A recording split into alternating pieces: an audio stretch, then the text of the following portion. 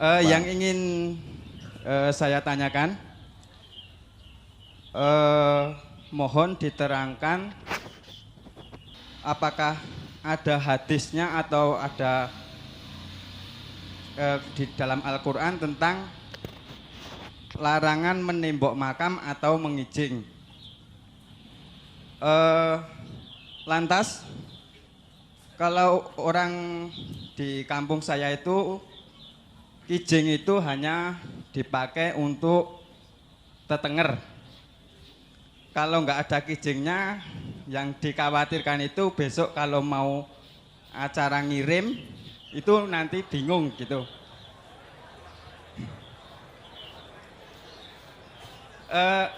Seandainya kijingan itu dilarang,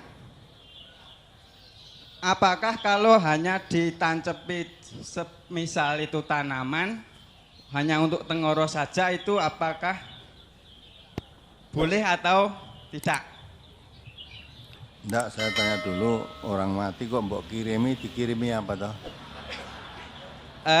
Biasanya kalau di dusun saya itu nganu Pak Ustadz, kalau musim ruah, ruah itu ada acara nyadran dan nyekar, itu tahlil bareng-bareng di makam gitu. Lah ya, yang mati dikirimi apa? Doa Pak. Oh, kirimi doa. Ya. Terus Kirimannya lewat mana?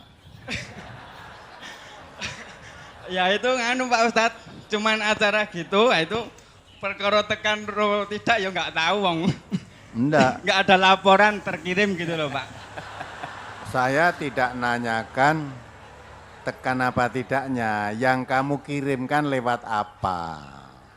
Ya itu tadi doa-doa itu Pak. Lah ya, kirimannya lewat ngendi? Malah bingung ya Pak saya ini. Ya, terus. Selanjutnya ini numpuk, sudah 3 kali baru dapat kesempatan ini ngomong ini. Saya ini pernah bertukar kawruh sama nyuwun sewu, saya ini punya tetangga itu udah lebih dulu ngaji di LDII. Itu ternyata hadis sama Qur'annya itu ternyata sama. Yang saya tanyakan dan yang dia bicarakan itu ternyata sama. Cuman dia itu pernah bilang bahwa kijing itu nanti saat Dajjal itu muncul, itu nanti dari atas itu kelihatan. Lah, yang makam yang di kijing tadi nantinya itu akan diinjak, lantas yang dikubur itu dibangkitkan untuk dijadikan pengikutnya, itu ada di dalam hadis atau tidak. Yang kedua, menyampaikan kebenaran itu kalau Al Ustadz itu istilahnya apa adanya. Nah ini saya juga belum tahu kebenarannya itu gimana. Maksud saya itu katanya ada warga dari kita ini eyel-eyelan sama orang tuanya Pak Ustadz. Ya itu masalah kijing tadi. Berhubung anaknya tadi itu udah masuk ngaji di MTA udah agak lama, itu kan orang tuanya mau anaknya itu, yang temannya itu anaknya meninggal, terus orang tuanya itu punya inisiatif untuk mijing anaknya tadi. Lantas ditolak, terus orang tuanya tadi bilang, iki sesuk nek aku mati, aku yang mengetok kaya ngono kuwi minta glundung kaya kucing gitu. Lantas anak tadi itu malah jawab, "Oh, nek kowe ra trimo arep ngopo?" Nah, gitu.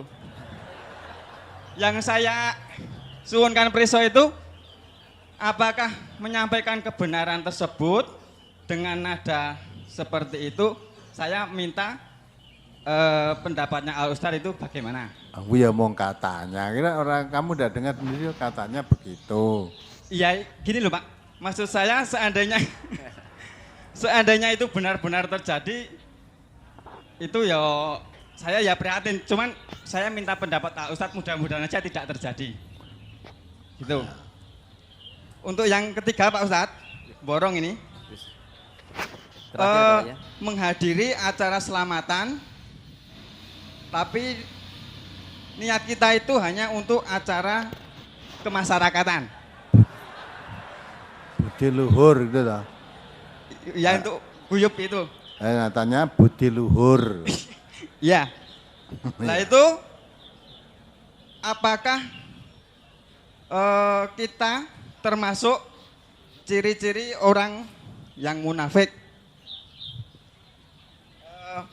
Padahal itu menurut Ustadz kemarin itu ciri-ciri orang munafik: satu, bicara bohong, bila berjanji ingkar, bila dipercaya khianat, bila berdebat bergudul, itu ya. Nah itu apakah yang saya tanyakan tadi juga termasuk orang munafik? Kiranya cukup sekian dulu yang saya tanyakan. Terima kasih atas jawabannya. Billahi taufik wal hidayah. Wassalamualaikum warahmatullahi wabarakatuh. Assalamualaikum warahmatullahi wabarakatuh. Jadi untuk lebih jelasnya, larangan mengicing makam tadi nanti kamu beri buku aja Risalah Janaiz. Nanti belum pulang mampir di toko itu ada Risalah Janaiz. Di situ sudah diterangkan. Nah, lah perkara nek dikicing itu didelok kon dhuwur dajale.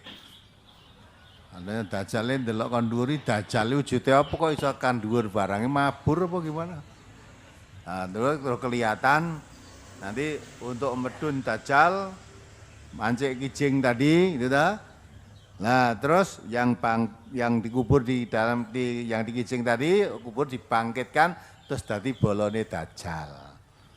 Lah kok lah ning hadis ya, lah kamu entuknya dari mana kok tekon aku kuwi? Ya barangkali kalau Ustadz sudah ada Enggak, saya enggak begitu, enggak tahu saya. Nah, jadi kalau diterangkan yang itu kamu tanya yang menerangkan, jangan tanya saya. Wong kijing jelas kalau dalam hadis Nabi itu mengicing kuburan itu hukumnya haram. Ya. Menulis juga ditulisi aja itu tidak boleh kok. Gue tenger. Ya. Terus ditancepi apa nek tujuanmu ditancepi apa gue tenger sekedar tanduri sembojo apa-apa, tapi jangan sampai so nek ngirim ben ora.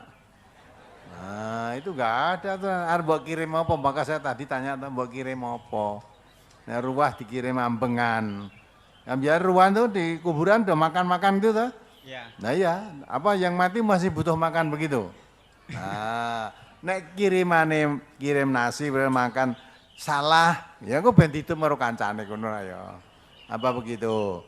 Kirim doa ya, kirim doa apa harus datang tiap ruah toh? Nah, kalau kita berdoa itu bukan berkirim, memohon. Doa kok kamu kirimkan ini piye? Doa itu permohonan, memohon kepada Allah supaya yang meninggal itu diampuni dosa-dosanya, bukan dikirim. Nggo apa wong mati dikirim donga itu. Doa itu permohonan. Allahumma firlahu warhamhu. Mohonkan ampun pada Allah. Allahumma fir lil mu'minina wal mu'minat wal muslimina wal muslimat al ahya'i minhum. Itu sudah ke masalah doa didoakan dari rumah boleh. Kita mohon doa itu kepada Allah supaya yang mati itu diampuni dosa-dosanya. Ya dah?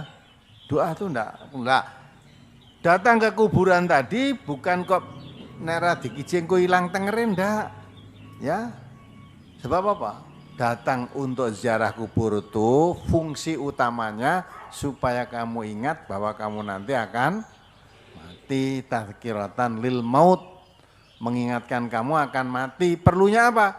Kalau saya ingat bahwa saya nanti juga akan mati seperti yang dikubur ini, supaya kita siap-siap. Mumpung saya belum masuk kubur ini, yang saya persiapkan.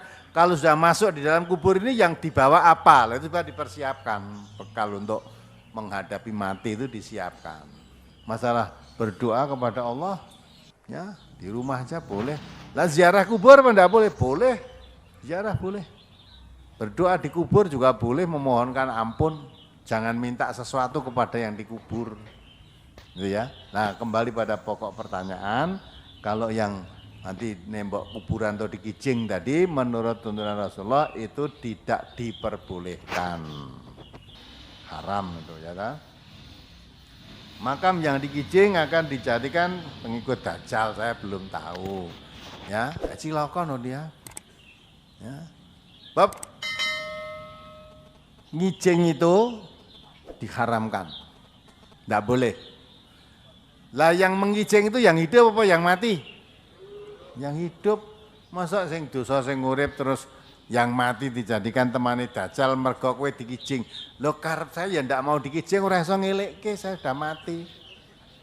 Nah, maka kalau sudah mati, orang Islam mati itu haknya 4. Kalau sudah diberikan sudah lunas.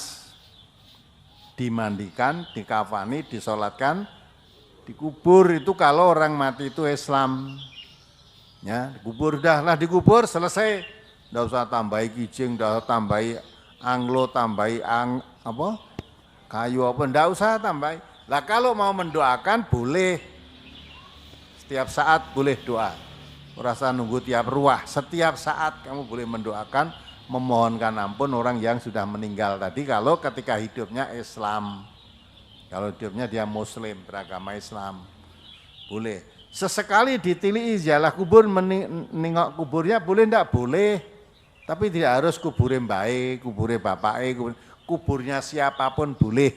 Karena tujuan yang ziarah kubur itu supaya yang hidup menziarahi kubur tadi ingat bahwa dirinya akan mati masuk kubur seperti yang ditengok tadi. Itu ya. Nah coba kalau kamu mati haji itu, sekarang dikubur di sana, kapan dah mau nilai? Mati dikubur di haji sana, di kuburan pakai sana.